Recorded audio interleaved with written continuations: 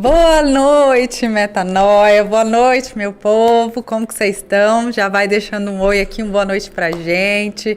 Já quero convidar vocês aí para estar com a gente nessa live. Hoje a gente vai falar sobre o combate espiritual e discernimento dos espíritos. E eu quero deixar aqui já o meu boa noite, Padre, sua bênção. Deus abençoe, Tiele. Amém. Tava com saudade, não pude estar aqui na semana passada, mas sempre investindo no conhecimento do povo. Estava lá dando um seminário na minha paróquia, mas estamos aí, firmes e fortes para tratar do assunto. E o senhor sempre faz falta, sempre uma alegria. Vamos começar então? Roda a vinheta pra gente.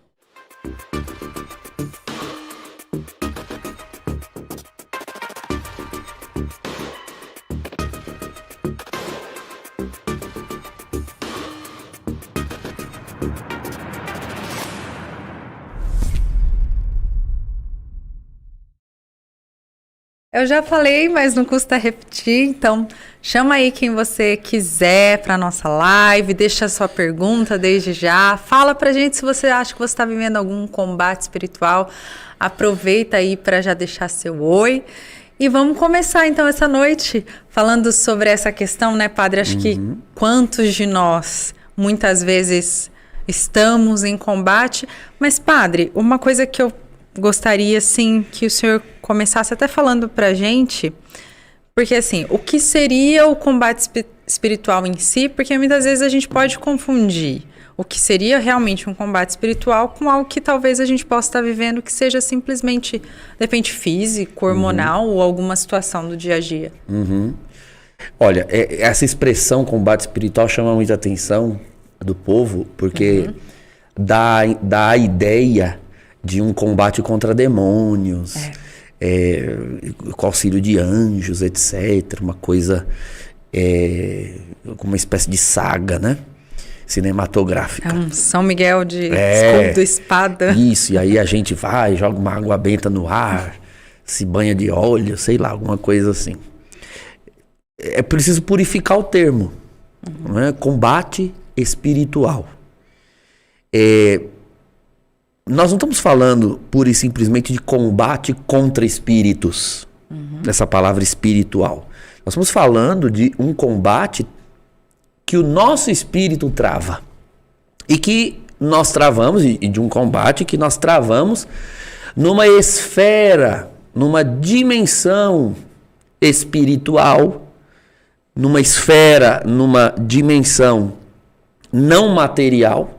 Portanto, a Escritura diz em Efésios 6, texto conhecido, a armadura do cristão, não é contra a carne e o sangue, ou seja, não é contra coisas materiais que nós lutamos, mas contra principados e potestades que estão nos ares. Então aqui uma clara referência ao combate contra o tentador, o adversário das nossas almas, que é Satanás. Mas essa batalha contra Satanás, ela começa dentro de cada cristão. Então o que é importante nós entendermos assim? Em primeiro lugar, quem é este que combate? Que ser humano é esse que combate? O ser humano é feito de quê? Deus fez o ser humano como? Deus nos criou corpo, alma e espírito. Paulo diz isso aos Tessalonicenses. Isso significa, então, que o nosso combate ele será travado por essas 3 dimensões, porque se sou eu que vou combater, sou eu todo. Meu corpo, minha alma e meu espírito. E, obviamente, todas essas dimensões da minha existência estarão implicadas, comprometidas neste combate. Essas 3 dimensões, em mim, corpo e alma e espírito, elas foram atingidas pelo mal quando o pecado entrou no mundo. Então, se há um combate contra o mal.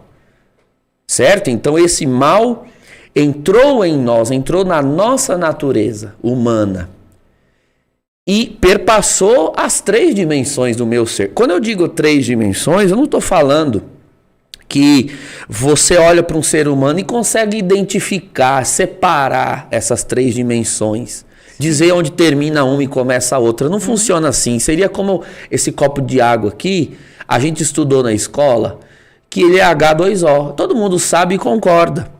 Mas ao olhar para esse copo, você distingue o que é H e o que é O? O que é hidrogênio e o que é oxigênio? Você não distingue. Você sabe que isso aqui é um elemento composto, mas você não vê os elementos que o compõem. Você vê um único elemento, a água. Assim também um ser humano. A gente sabe que ele é composto de corpo, alma e espírito. Mas você não vê. O que você vê é uma pessoa. É um ser humano. Então, eu gosto sempre de deixar claro que o nosso combate, ele em primeiríssimo lugar será contra aquilo que são as consequências do mal em nós. É o que Paulo, na carta aos Gálatas, chama de carne. Carne sou eu sem o Espírito de Deus. Carne sou eu entregue a mim mesmo. Eu entregue a mim mesmo, do jeito que o pecado me deixou, eu sou carne. Aí alguém pode dizer, bom, padre, então o senhor está falando do nosso corpo. Não, eu estou falando de todo o meu ser. A alma entregue a si mesma é carne. O corpo, governado por uma alma assim, é carne. No grego tem 2 palavras distintas, né, para se referir a essas 2 realidades. Carne e corpo. Carne é sarx, corpo é soma. A gente usa esse termo, somatizou, fulano somatiza, somatização, é o que é uma coisa que é emocional, mas passa para o corpo, né? Sei lá, uma pessoa tem uma depressão profunda, por exemplo. É uma coisa interior, é psicológica, mas afeta o corpo. Sim. Causa doenças, atrapalha o sono, a concentração, às vezes até aparecem manchas no corpo. Né? Então, a gente diz que a pessoa somatizou. O que não é do corpo, passou para o corpo. Né? Reverberou no corpo. E isso é importante a gente entender. Como nós somos essas 3 dimensões, não é que a gente tem. A gente é essas 3 dimensões. O que se der em uma, reverbera em todas as outras. Inevitavelmente. Porque nós somos uma coisa só. Então, carne é a pessoa entregue a si. Inclusive, o São João Paulo II tem uma frase que eu acho muito bonita, que ele fala que nós não temos um corpo, nós somos um corpo. Isso mesmo. Na teologia do corpo, ele deixa isso claro. Corpo é o que eu sou. É o que eu sou. Então, o ser humano entregue a si, ele tem certas tendências, inclinações más. São João, na primeira carta, né, de São João, ele distingue basicamente 3 más inclinações. A concupiscência dos olhos, a concupiscência da carne e a soberba da vida. Que daria aqui, ó, um programa inteiro.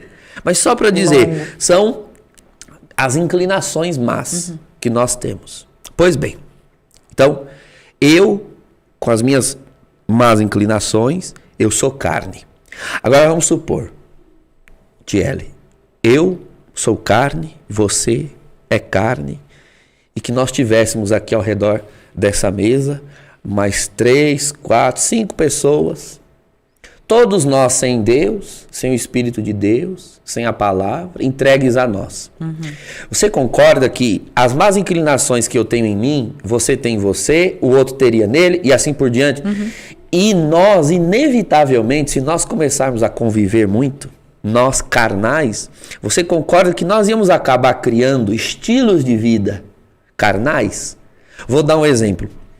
Nós temos sede de poder, de estar por cima, de dominar, de ser superior, não é? De ter massagem no ego. Então isso é uma tendência carnal. Só que se eu com essa tendência me juntar com outras pessoas que têm essa mesma tendência, nós íamos criar o quê? Um esquema de corrupção, nós íamos criar uma forma de puxar tapetes, nós íamos criar um grupo, uma agremiação para espezinhar ou explorar pessoas, entende? Porque todos nós queremos massagem nos nossos egos. Agora você imagina uma sociedade inteira fazendo isso. A sociedade inteira. Pegando cada inclinação da carne e transformando essa inclinação que é interior em projetos de vida exteriores. Né? Por exemplo, outro tipo de inclinação carnal são as concupiscências sexuais. Então, uma pessoa tem os seus apetites, a outra também, a outra também. Quando o senhor diz carne, o senhor está falando das paixões? Isso mesmo, isso mesmo. As paixões desordenadas, né? Porque as paixões, elas são um ímpeto que nós temos. Sim. Se a paixão, ela é governada para o seu fim necessário, ela em si não é boa ou má. Agora, ela desgovernada, né, é como um carro. Um carro em si não é bom ou mal, mas bem governado te leva para todo lugar e é um bom instrumento. Agora, ele desgovernado é uma arma. Mata e mata pessoas. Exatamente como nós, né? Sim, nós somos isso. Então, vamos dar um exemplo de paixão, né? É a ira. Bom, a ira é uma paixão. Irar-se é ruim em si mesmo não. A questão é, contra o que você se ira? Se você se ira contra Deus, isso é ruim. Se você se ira contra o mal e o pecado, isso é ótimo. A ira é um ímpeto, é uma força. O medo é uma paixão. Nós chamamos de... É que a gente reduziu paixão à ideia de atração física. Exatamente, né? Mas não, paixões... apaixonado pelo outro. Né? Eu tô apaixonado pelo outro. Bom, se você tem medo de alguém, você também está, entre aspas, apaixonado. Né? É uma paixão que o outro despertou. O outro te despertou medo. Não necessariamente o outro desperta atração. Mas o medo é uma paixão. Ela em si é ruim? Não. O medo te alerta para se afastar de um mal. Se eu não tiver medo de nada, né? Se eu for temerário, Sim. que é o termo que se dá àquele que não teme nada. Eu sou temerário, então eu me ponho em riscos desnecessários. Uma dose de medo é fundamental. Então, vamos falar das paixões, né? Desregradas, né? Do ponto de vista sexual, por exemplo. Você tem os seus apetites, ele também, então vamos criar estilo de vida. Aí se cria pornografia, se cria prostituição, você está entendendo? Bom, então a carne sou eu, ou você, a pessoa sozinha com as suas más inclinações. Quando as pessoas se juntam nas suas más inclinações e criam um estilo de vida, a esse estilo de vida nós damos um outro nome, mundo. O mundo de que a Escritura fala é isso. Não é o mundo criado por Deus, o mar, o céu, os animais. Não, isso aí é a terra, né? Isso é o mundo criado. Sim. Isso Deus fez e viu que era bom. Acho tão importante o senhor colocar isso de forma tão clara, porque eu acho que isso é muito confundido, né, Padre? O senhor acabou de explicar e é muito confundido quando a gente fala assim, de não ser do mundo, às vezes a pessoa está pensando só nessa questão da coisa criada, que é belo, criado por Deus, né? Mas eu quero ler a pergunta do Wanderson. Wanderson, boa noite, viu? Obrigada por estar sempre com a gente, sempre participando. Boa noite, Wanderson. Ele fala, Padre Douglas, toda tentação que nós sofremos vem por sugestão do maligno ou na maioria das vezes é a nossa concupiscência que nos tenta?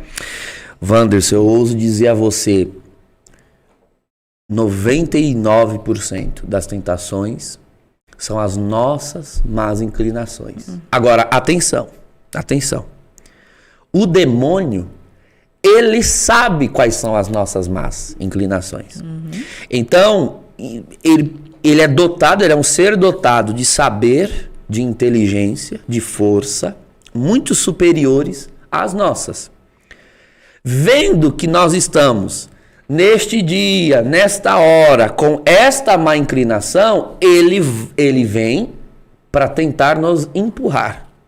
Entende? O grande trabalho que o demônio teve foi aquele na origem do mundo. De colocar-nos em situação de má inclinação. Agora, né, já inclinados em direção ao abismo... Aí a gente já acaba se fundando sozinho. Isso mesmo. Você já está à beira do abismo, né? Inclinado. O trabalho que o demônio tem agora é de empurrar. O grande trabalho, que é de colocar o ser humano à beira do abismo, tirar do meio do jardim, onde ele estava seguro, né? Cheio de bordas ao redor, colocou-nos à beira do abismo. Agora, o trabalho que o demônio tem é incitar. Então, a grande maioria das tentações se devem às nossas más inclinações, às nossas paixões desordenadas que, não trabalhadas, servem de matéria-prima para o demônio. Então, você veja que nós temos aqui esses 3 inimigos para combater. É a carne, o mundo, ou seja, um estilo de vida inteiro que já foi criado ao nosso redor e que está aí. Está aí, e Satanás. Agora, você entende, Thiele, por que Jesus diz na Escritura que o príncipe deste mundo é Satanás? Eu demorei tanto tempo para entender, mas quem criou esse mundo foi Deus. Por que Satanás é o príncipe? Por uma razão simples. Porque Deus criou o mundo e deu o mundo nas mãos de Adão e Eva. E deu. O mundo é um dom na mão da humanidade. A humanidade sujeita este mundo. Se a humanidade se perverte e deixa o pecado entrar, então a partir do ser humano todo mundo ficou sujeito, submetido a um regime de pecado. Nós demos o mundo nas mãos de Satanás com a nossa escolha. Paulo diz isso em Romanos no capítulo 8, depois vocês leiam, mas diz lá, toda a criação geme, aguarda a manifestação dos filhos de Deus, porque ela sofre, ela geme em dores de parto, sofrendo, por causa daquele que a sujeitou. Quem é aquele que a sujeitou? O ser humano, que ao invés de ser filho de Deus, se comportou como filho das trevas. Ou seja, uma pessoa imersa em pecado. Sim. Então agora, nós como cristãos e nós como pessoas que querem renovar a sua mentalidade, não é? Que querem, como é a proposta do nosso programa, viver uma metanoia, nós temos agora, ao longo de toda a vida, que fazer um trabalho de discernimento de quais espíritos, agora espíritos com E minúsculo, né? Quais espíritos nos estão governando. Sim, sim. Aí vem 3 tipos de espírito, né? O nosso próprio espírito, ou seja, eu mal inclinado, se sou eu com as minhas paixões, eu com as minhas emoções, eu com os meus desejos, o meu ego, o meu egoísmo. Então, eu também sou um espírito. E se eu quero me governar a mim mesmo por conta própria, eu preciso saber o que sou eu, me conhecer. Se é o espírito do mundo, então espírito aqui no sentido de a atmosfera do mundo, o elan do mundo, a mentalidade do mundo, este espírito. Ou o espírito das trevas, Satanás, o maligno. E para onde ele está querendo me empurrar? Porque geralmente o demônio não quer nos atrair a ele. Ele é como se fosse esse espírito do meio aqui, né? Se ele nos vê inclinados para nós mesmos, então ele tenta nos empurrar para nós. Se ele nos vê mais inclinados para o mundo, ele tenta nos empurrar para o mundo. O que importa para ele não é que as almas estejam apegadas a ele, ao demônio. Importa para ele é que as almas estejam apartadas do Criador, exatamente, de Deus. E não importa a que ela se apegue. Se ela se apegar a esse copo e não a Deus, para o demônio tá ótimo. Para ele tá ótimo, porque é aquilo que a gente sempre ouve, né, padre? Que o grande trunfo do demônio é exatamente fazer com que as pessoas nem acreditem na existência dele, que é tudo uma questão de escolha, uma questão de ser você e tudo mais, ou não, né? Mas eu quero ler também a pergunta do Lucas Guimarães. Boa noite, Lucas. Vamos lá. A alma seria aquela parte não intencional, que não é voluntária das paixões, hábitos, etc. Por isso que o salmista fala com ela na terceira pessoa ou na segunda que ele coloca Muito boa aqui embaixo. Pergunta, Lucas. Já vou dando aqui minhas boas-vindas. Eu vi pelo número de pessoas que tem bastante gente chegando. Provavelmente você acabou de assistir a Santa Missa. Nós estamos aqui no programa Metanoia falando hoje sobre discernimento dos espíritos. Não é? Sobre como combater o mal no mundo, em nós e os males do demônio. Então, fundamental, compartilhe, mande sua pergunta, enfim, vamos espalhar porque esse assunto é fundamental, sobretudo nos dias que nós vivemos. Lucas, a alma em nós, né, para distinguir aqui, alma de espírito, porque essa é a grande dúvida que muitos têm. Alma é tudo aquilo que nos torna viventes, que nos faz vivos. A palavra alma, para demonstrar para você o que é a alma, ela vem do latim anima, de onde vem outras expressões que nós usamos no português. Animado, animação. O que é uma coisa animada? É uma coisa que tem vida. Animação, tem mais vida. Desenho animado é um desenho que não está estagnado, né? Está vivo, ou seja, com movimento. Tudo que tem vida tem uma alma proporcional à forma de vida. Nossa, padre, o senhor está dizendo que, por exemplo, as plantas têm alma? Tem. As plantas têm uma alma vegetal. Ou seja, é uma vida... É uma alma proporcional ao tipo de vida que ela vive. Os animais têm uma alma? Tem. Tomás de Aquino chama de alma sensitiva. Os animais sentem. Então, o que é sentimento? Sentimento é corpo, é instinto. O animal sente atração, sente afeto, né? Ele tem percepções. E o ser humano tem uma alma intelectiva. Veja, tudo que os outros tipos de alma são, o ser humano é e numa proporção maior. Né? Então, o ser humano é vivo como as plantas, mas ele não tem uma alma só vegetativa. Ou ele sente como os animais, mas ele não é uma alma só sensitiva. Ele é uma alma intelectiva, ou seja, ele sente, mas ele é capaz de emitir juízo sobre o que sente. Ele é capaz de dar sentido àquilo que ele sente. Porque o ser humano é intelectivo. Agora, atenção. Nessa lógica, nós poderíamos afirmar que uma coisa, quando morre, ela agora está desanimada. Está morta, porque não tem mais alma. Então, uma planta morre e, portanto, não tem mais alma. E isso é um fato. Uma planta morta é uma planta sem alma. Ou seja, a alma morre porque a planta morre. O animal, a mesma coisa. O animal morre porque morre sua alma. A alma do animal, assim como a da planta, deixa de existir quando ele morre. Nós não. No momento em que o ser humano é criado, Deus coloca algo que é dele, que nós em nós mesmos não teríamos. Isso está lá no Gênesis, né? Ele cria o homem e ele insufla, ele sopra.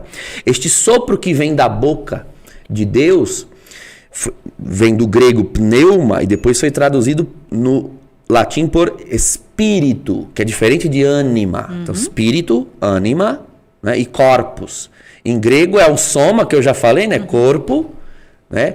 Pneuma, alma, né? Aliás, alma é psique e pneuma, espírito. Então, soma, pneuma e psique.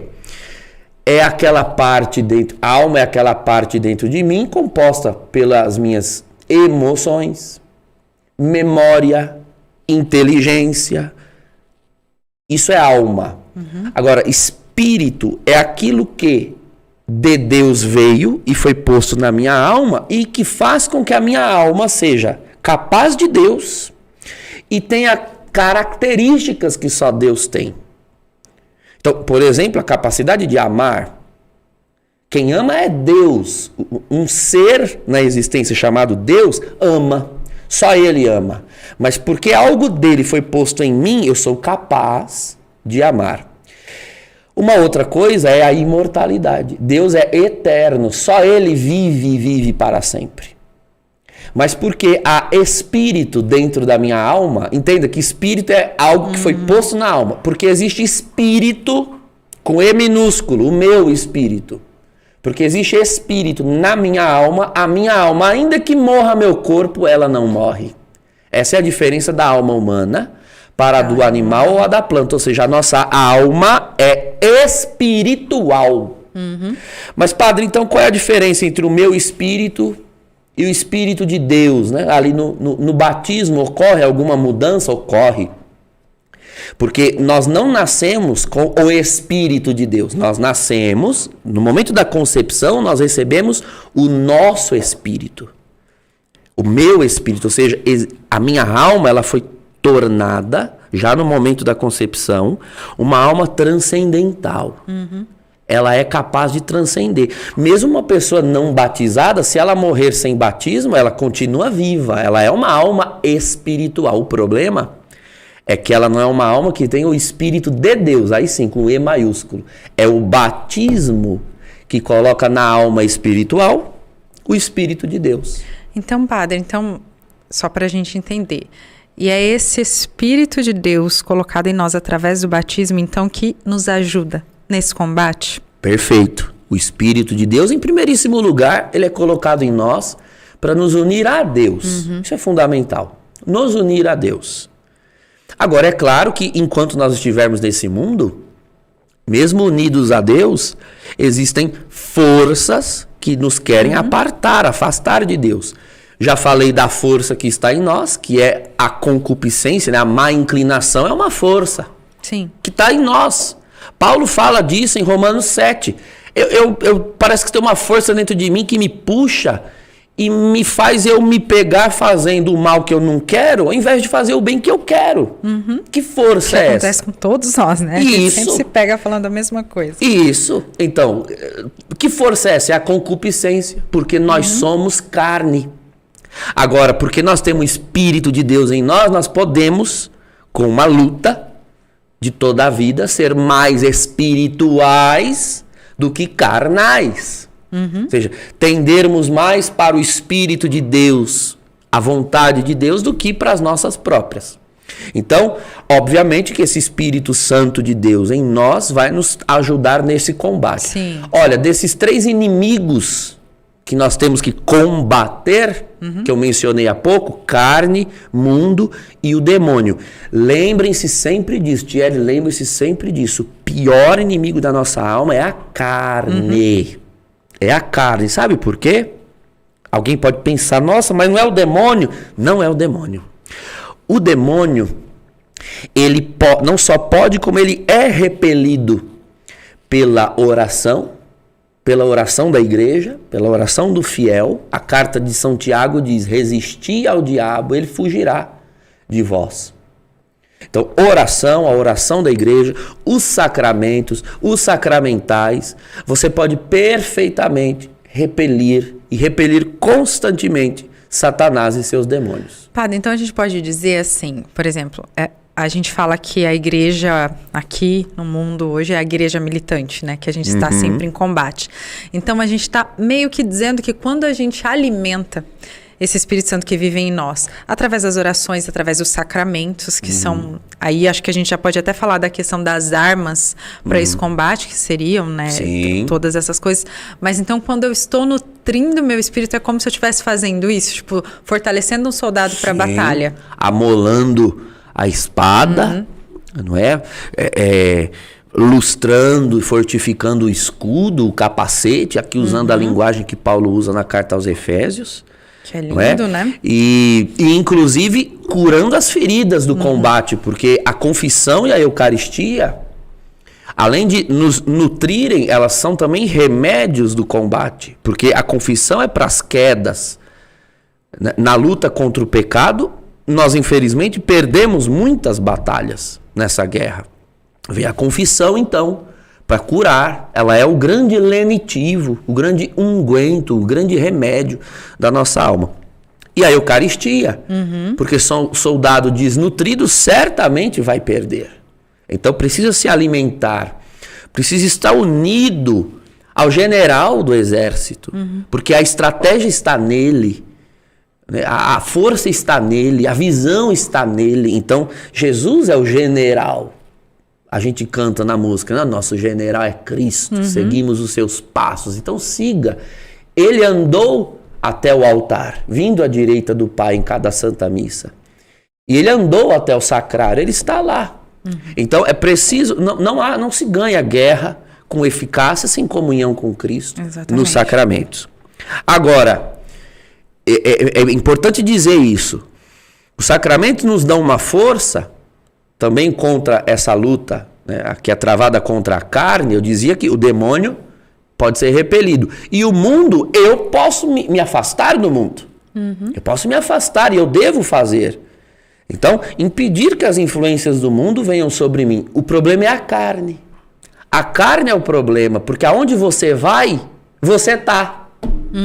Tchelle, onde você for, você vai estar lá. Você não foge de você. Então é o único inimigo que sempre te acompanhará. São você Máximo, mesmo, confessor, né, foi um grande santo da igreja lá do primeiro milênio. Ele dizia, cada ser humano é um campo de batalha. Você é um campo de batalha.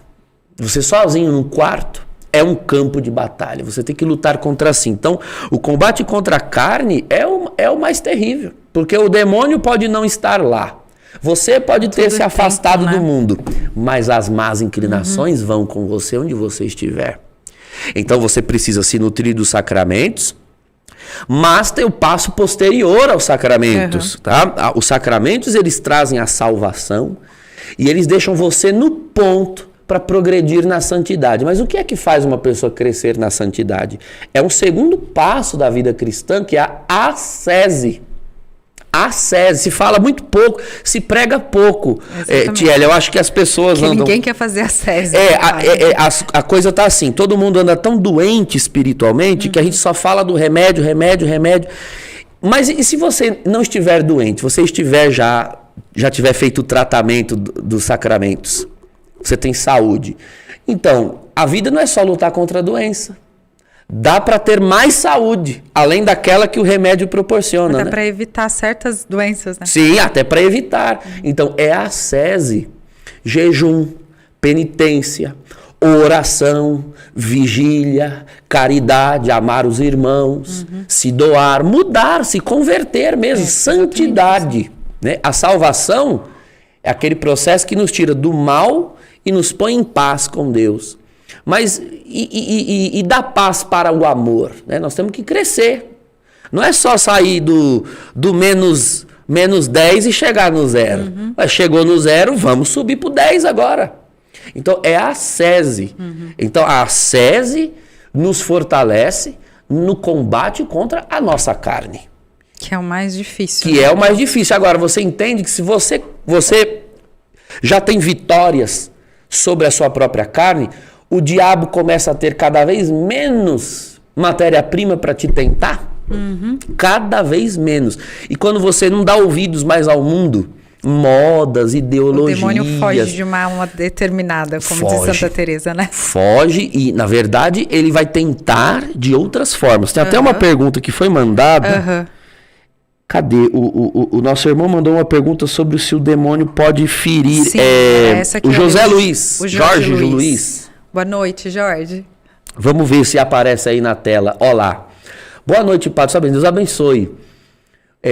Um espírito maligno pode te machucar? Então, são os chamados casos de obsessão. Né, de almas heróicas. Quando eu digo almas heróicas... Isso o senhor está falando em obsessão, não é nem possessão. Não, então. Não é possessão, não. Importante.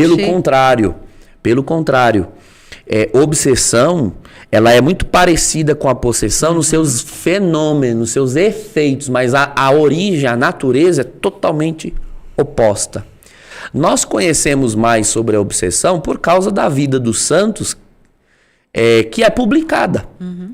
Mas se lembre que os santos, quando estavam em vida, não eram santos. Eram como nós. Morreram e agora são santos. Mas o que eu vou descrever é muito mais comum do que parece, viu? Isso ainda ocorre na vida de muitos cristãos. Uma pessoa determinada, como você falou há pouco, que fecha as brechas, né? Então, ela não dá, né, não dá trela para suas concupiscências, ela não dá trela às coisas do mundo. O demônio começa a ficar sem brechas para entrar, né? Sem brechas para entrar. Então, como ele não consegue realizar as tentações exteriores, né, ou seja, de fora para dentro, sugerir a mente. Quando eu falo mente, eu estou falando de alma. A nossa mente é a nossa alma, são sinônimos, tá? Fique claro isso. Quando ele tenta sugerir a nossa mente, a nossa alma,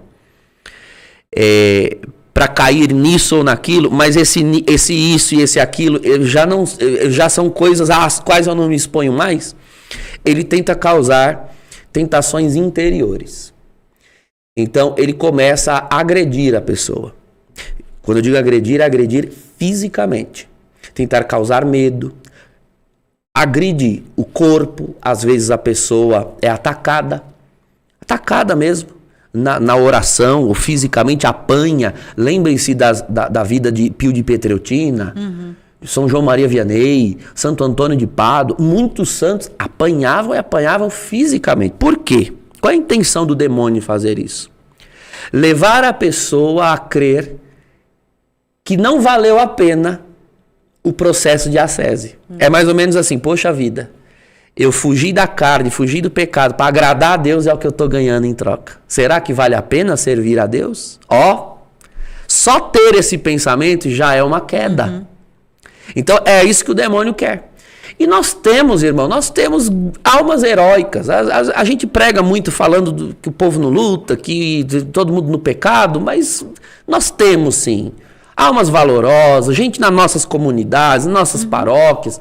E isso ainda acontece, viu? Eu atendo muita gente assim, que sofre ataques do demônio, e não é porque a pessoa não reza, pelo contrário, é porque ela reza muito. Exatamente porque ela reza, né? Aquele ditado, quanto mais eu rezo, mais a assombração aparece. Mas, padre, deixa eu até fazer uma pergunta aqui antes, eu vou fazer a pergunta do pessoal aqui também, que nós estamos com bastante comentários. Graças a Deus. Muito obrigado pela participação de vocês.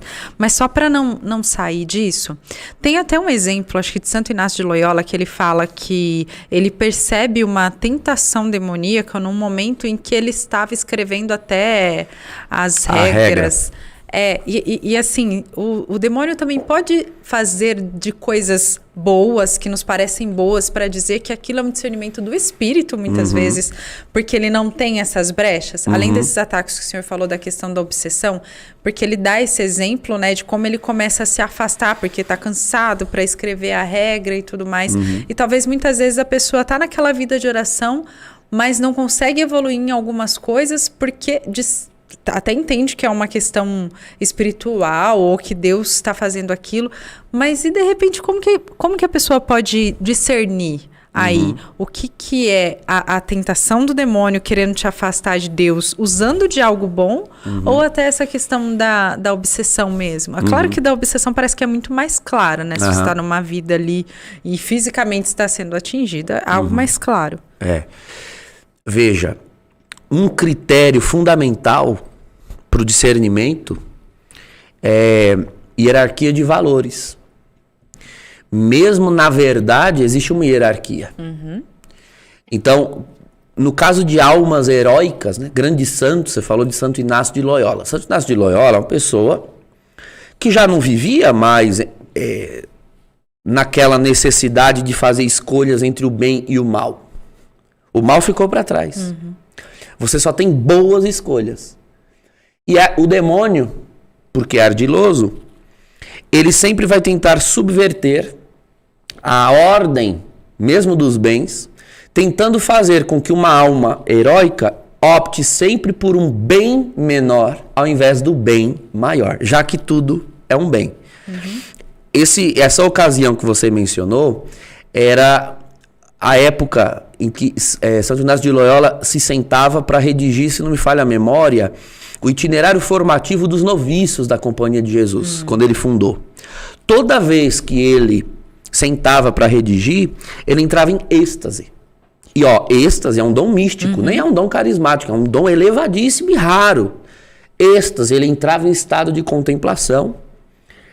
E aí você vai dizer, bom, êxtase só pode ser algo divino, porque realmente só almas heróicas. Só que Santo Inácio percebeu que esse êxtase, toda vez que ele entrava, o estava atrasando no seu afazer. Ele tinha uma missão na igreja. Ele precisava formar novos jesuítas, porque um dia ele ia passar, ele sabia disso. Ele ia passar e ele precisa formar novos sacerdotes da Companhia de Jesus. Então ele percebeu que este êxtase causava boa sensação, era maravilhoso, mas o estava desviando do seu dever, portanto era do mal. E ele percebeu que era o demônio que estava causando um êxtase. Olha só como começa a se tornar cada vez mais difícil identificar o demônio, porque ele é de uma astúcia terrível. Terrível. Santa Gema Galgani, que era uma mulher de extremada oração e piedade, uma grande mística, é claro que o demônio sabia que ela jamais daria ouvidos a uma manifestação dele. Então um dia ele se travestiu de Jesus crucificado, para falar com ela. E era uma ocasião em que, como Santa Gema fazia muita penitência, se mortificava muito, fazia muito jejum, ela começou a prejudicar a própria saúde. O diretor espiritual dela a proibiu de fazer jejum durante um certo período de tempo, para que ela se recuperasse. Durante esse período, Jesus apareceu para ela, propondo jejum pelos pecadores. Aí você vai dizer, não pode ser o demônio. O demônio pediria jejum pelos pecadores? Depende. O diretor espiritual foi procurado por ela e disse, olha, Jesus apareceu e pediu penitência pelos pecadores. E agora? O Senhor me proibiu. Ela questionou Jesus, inclusive, mas Senhor, o padre me proibiu. E Jesus arguiu, mas sou eu sou teu Deus. Aí entre Jesus e o sacerdote, você vai obedecer a quem? Talvez a maioria tenha dito, Jesus. Então, se você disse isso, você não tem a fé da igreja. Você não é católico. Por pior que seja um padre, Santa Gema tinha a fé da igreja, ela procurou o padre.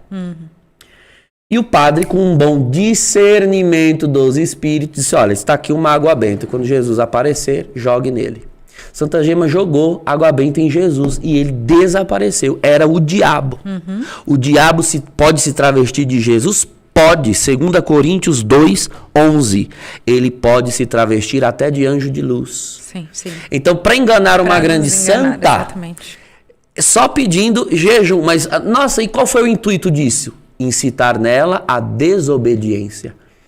O sacerdote é a pessoa de Jesus. Exatamente. Então, se um sacerdote deu uma ordem para um bem de uma alma e Jesus aparece desdizendo, não pode ser Jesus, porque o sacerdote é pessoa de Jesus, e se o que ele está dizendo não é contra a verdade, não é contra a moral, não é contra a palavra, é para o bem de uma alma, como era para o bem de Santa Gema, não pode ser Cristo. E o demônio entrou no mundo. O pecado do homem foi exatamente a desobediência. Né? Pois é, então, isso mesmo. Quero ler aqui também a pergunta da Maria Clesilda. Boa noite, sua bênção, Padre. Deus abençoe. É possível nós estarmos em ligação, eu acho que ela quis dizer com Deus, né? E ter espírito de atraso e desorganização? Muito. Tudo eu tenho que lutar, seja algo muito simples, às vezes dá vontade de desistir. Não desista, né, Padre? Pelo amor de Deus, que é o tempo todo que a gente tem que lutar. Olha, minha filha, vou lhe dar o conselho de um sacerdote, de um pastor. Existe em muitos de nós, né, e talvez possa ser o seu caso, uma mentalidade de que a experiência cristã é uma espécie de magia. Estou unida Sou com Jesus, agora não sou eu estou unida a Jesus, eu rezo. E por que as coisas não mudam, né, sozinhas? Não. Você se uniu a Jesus, não foi ao Harry Potter. Não vai vir uma varinha assim, pá, e mudar todas as coisas. Seria ótimo. Né? E a proposta cristã não é essa e nunca foi essa. Se alguém lhe pregou um cristianismo assim, lhe pregaram um evangelho falso. Hoje em dia se prega muito evangelho falso, né? Pega o melhorzinho ali do evangelho, tira a parte da cruz. É porque o nosso é da cruz, né, o Padre? Nosso é o da cruz. Paulo diz, 1 Coríntios 1, eu prego Cristo e Cristo crucificado. Então pega só a parte das promessas. Tudo posso naquele que me fortalece. Ei, que maravilha! Ele é o caminho, a verdade e a vida. Ninguém vê ao Pai senão por mim. Então vamos ao Pai. Aí agora, renuncia a si mesmo, toma a sua cruz. Não deve ser bem nem assim. Tanto, né? Jesus já morreu. Ele já morreu. Vende tudo, dá aos pobres, vem me segue. Não é bem assim, então. Ou é o evangelho todo, ou não é nada. Tudo posso. A pessoa quer, mas se é naquele que me fortalece, então não é tudo posso naquele que faz tudo por mim. É tudo posso naquele que me fortalece. Então você é uma nova criatura, você tem força, você está lutando? Você está lutando? Você está passando por cima da preguiça, por cima da inércia, por cima da letargia, por cima desse sentimento de desistência, porque já tem na sua cabeça, aí Satanás vem e tenta engordar esse sentimento em você.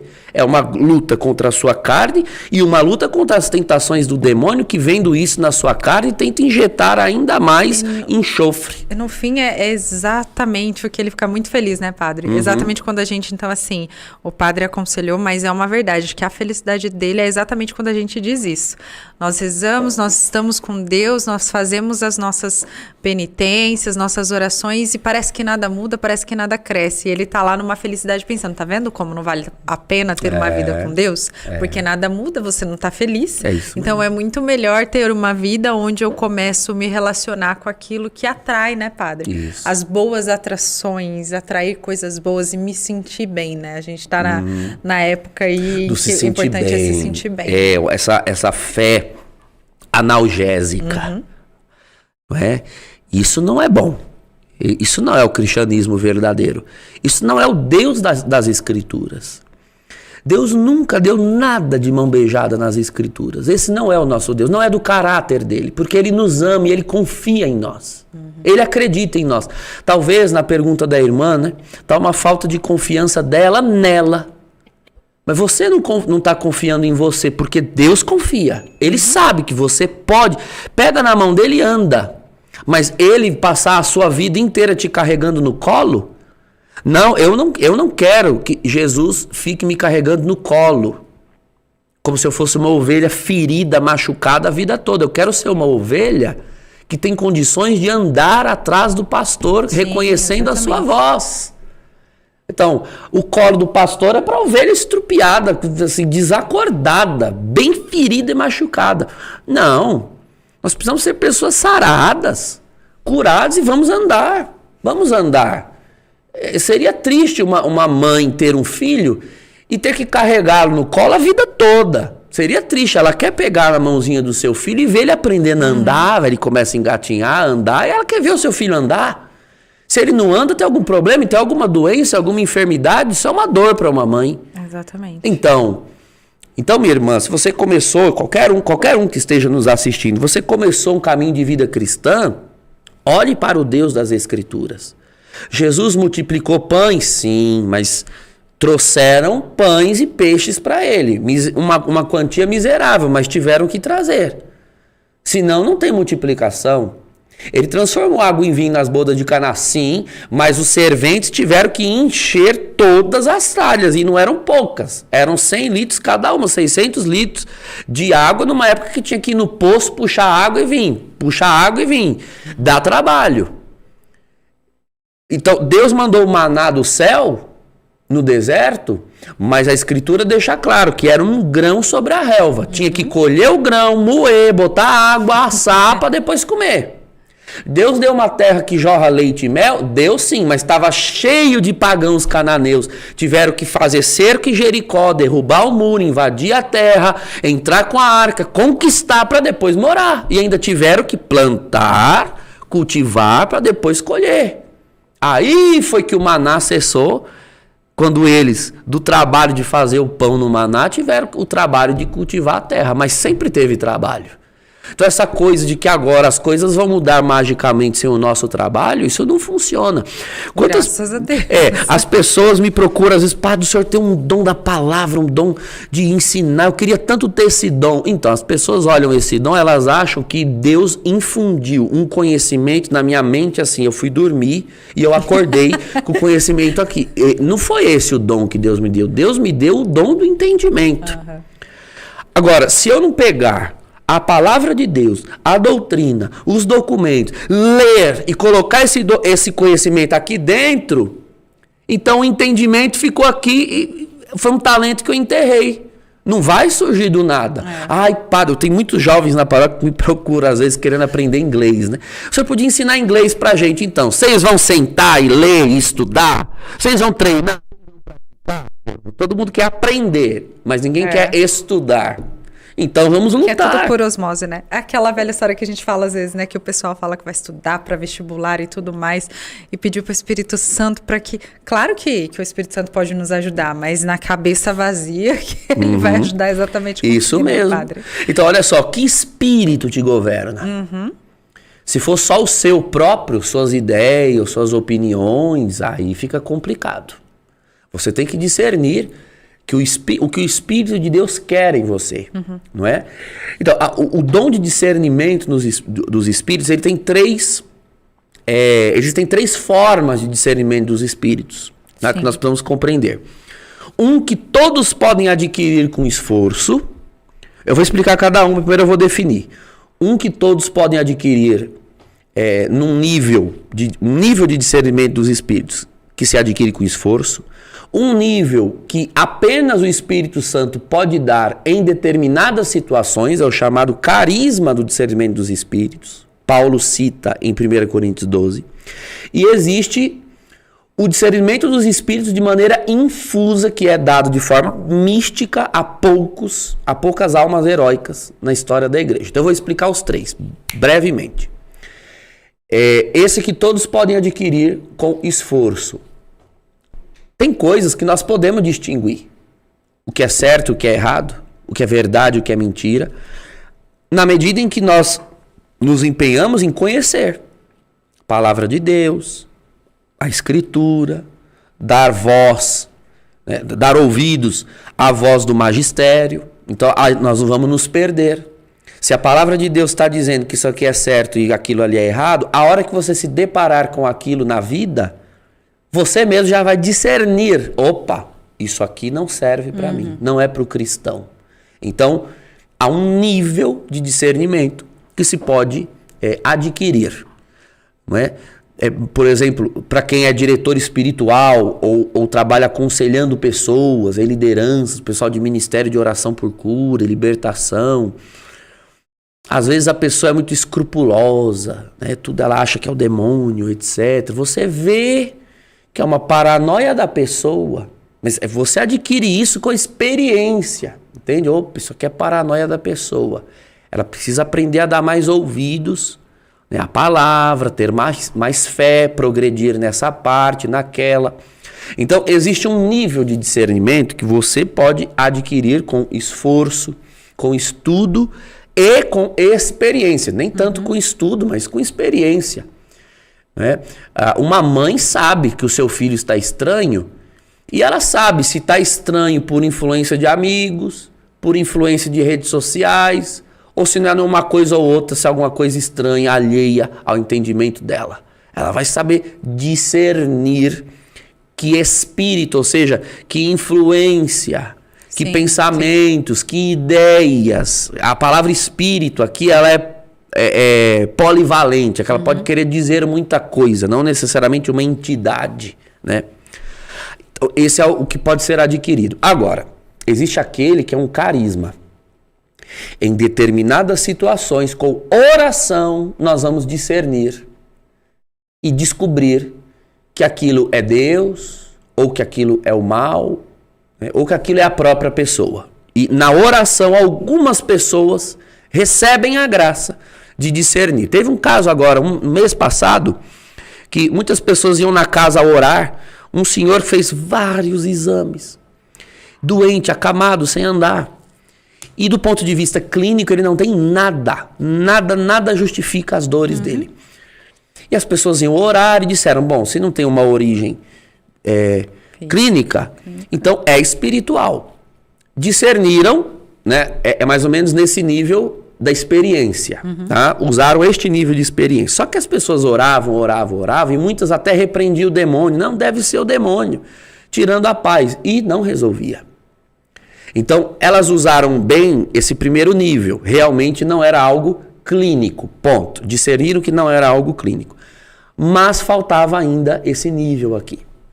Não conseguindo resolver, nos chamaram lá na paróquia. Eu mandei uma equipe que eu formo. Eu tenho as pessoas que servem comigo.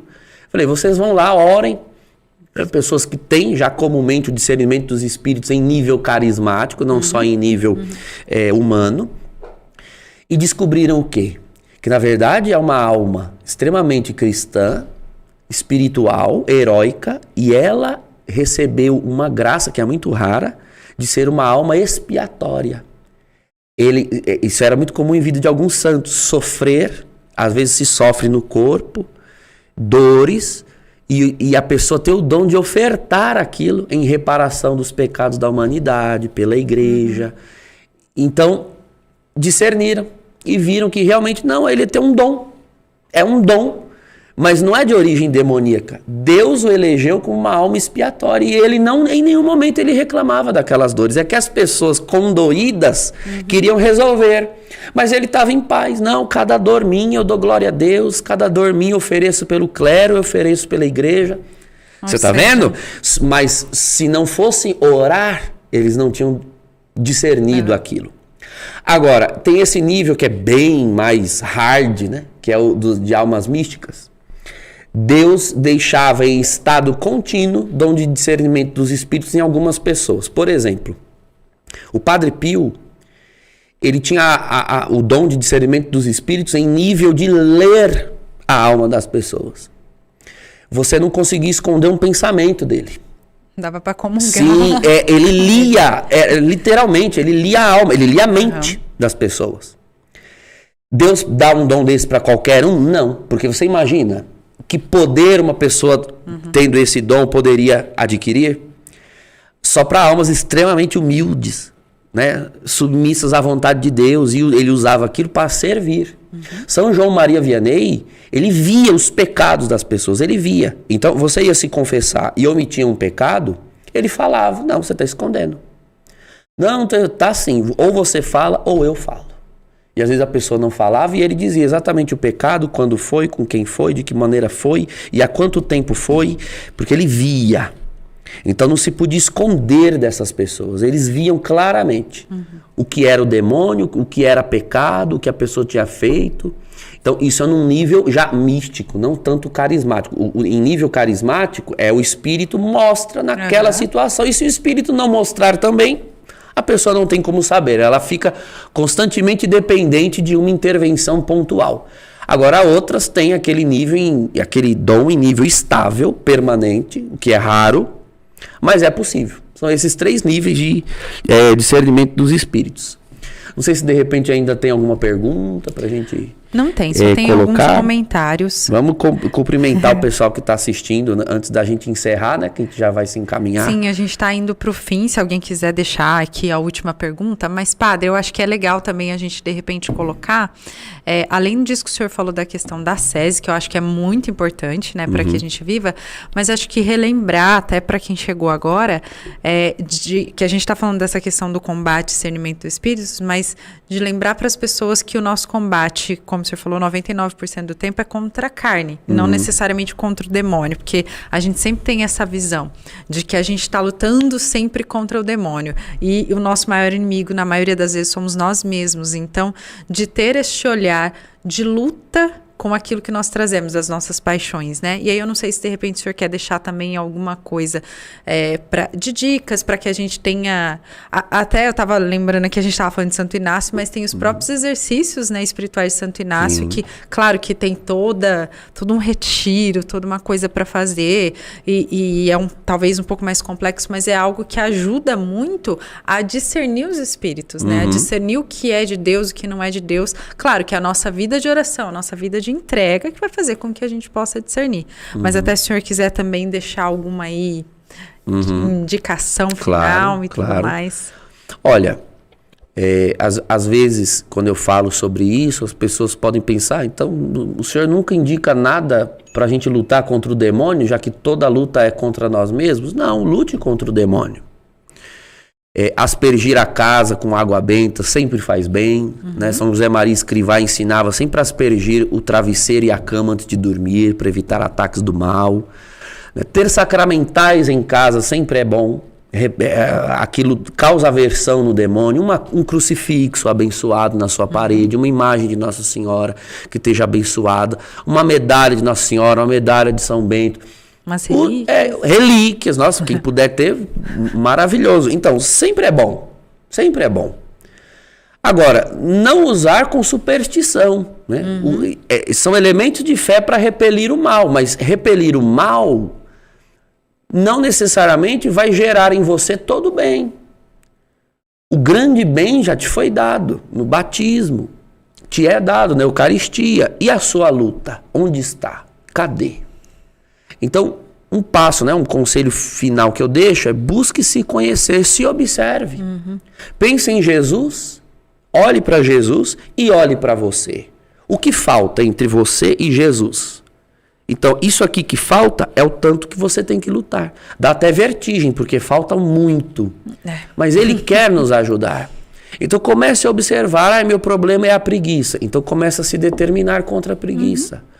Meu problema é a vaidade, sou muito apegado com beleza. Então começa a se desapegar mais, começa a meditar sobre isso, pensar em Jesus crucificado. Meu problema é o rancor, a mágoa, ou eu sou uma pessoa briguenta. Então comece a lutar para ser mais silencioso, para perdoar. Está entendendo? Cada um deve saber das suas más inclinações para lutar, porque não tem receita de bolo para isso. Sim. Né?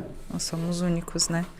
Bom, infelizmente nós chegamos ao final. Queria agradecer muito a presença e participação de vocês. É uma alegria. Estamos aqui toda quarta-feira esperando por vocês com muita alegria, com muita receptividade, sempre para trazer novas coisas para que nós possamos lutar juntos, para chegarmos juntos ao céu, né? Então que este Espírito Santo nos ajude a combater o mal, combater a nossa carne. Nós temos o Espírito em nós, fomos batizados, temos o Espírito Santo em nós para nos ajudar a combater todos os dias. Então, que isso seja, né, a nossa luta diária, como o padre falava, a nossa sese, lutar contra o mal que nós carregamos como concupiscência e tudo mais. E agradecer vocês, desejar aí um restante de semana maravilhoso, que Deus abençoe muito vocês, esperar vocês na próxima quarta-feira que vem, se Deus quiser. Padre, manda sua bênção pra gente, por favor, Padre. Que Jesus e a Virgem Maria abençoe a todos, livre a todos do mal e da aparência do mal, né? E que nos ajude e nos fortaleça na luta. Em nome do Pai, do Filho e do Espírito Santo. Amém. Amém. Boa noite, pessoal. Fiquem com Deus e até semana que vem. Até. Tchau, tchau.